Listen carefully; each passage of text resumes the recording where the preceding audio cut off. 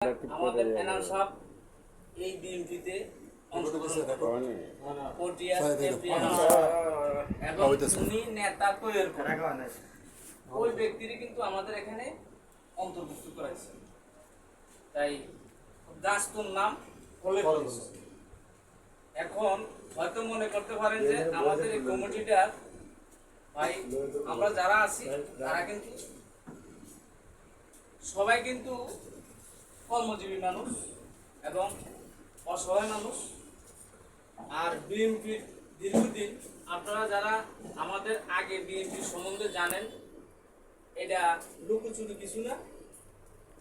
আর যখন আমাদের রাষ্ট্রপতি মরহুম জিয়াউর রহমান সাহেব শাহাদাত বরণ করার পরে যখন উনি ক্ষমতা ওনার থেকে যখন সাত্তার সাহেব ক্ষমতা নেয়, আপনারা তো ওনার ইতিহাস জানেন, তখন ওনার ব্যাংক ব্যালেন্স চেক করে ছায়া দেখে যে ওনার ব্যাংক ব্যালেন্সে মাত্র 700টা টাকা আছে। 700টা টাকা ওনার ব্যাংক ব্যালেন্সে আছে। উনি রাজনীতি করছে যে আদর্শ দিয়া, মানুষের ভালোবাসা দিয়া, মানুষের দুঃখে সুখে, মানুষের পাশে গিয়ে।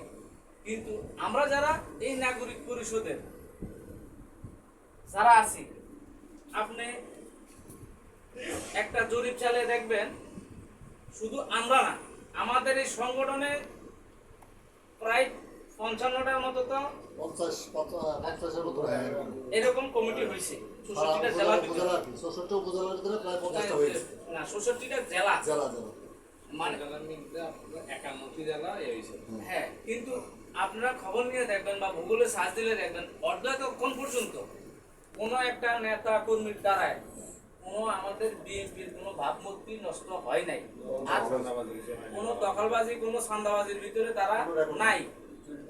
কারণ কাজেই আমাদের এই সংগঠনের আমরা ইনশাল্লাহ হয়তো 1-2 বছরের ভিতরে বা এর আগেও আমাদের একটা সভাপতি সেক্রেটারি একটা চাপের ভিতরে আছে, যে এরকম চাপের ভিতরে রাখছে। ওনারা চাইতেছে যে আমাদের তারেক রহমান সাহেব দেশে আসার পর আমাদের এই সংগঠনটার একটা শক্তিশালী এবং প্লাস একটা নিবন্ধন আমরা সবাই যদি আমাদের এই সংগঠনটা আমরা সাপোর্ট করি, ইনশাল্লাহ আমাদের সংগঠন ঘুরিয়া দাঁড়াবে। কারণ আমরা এই যে সহযোগী সংগঠন হিসাবে আমরা যে কাজ করতেছি, চট্টগ্রামে আমরা কাজ করতেছি, অন্যান্য জেলায় অন্যান্য মানুষ কাজ করতেছে, ঠিক আছে, এগুলাকে তারেক রহমান সাহেবের কাছে নোট চাইতেছে এবং দিতেছে।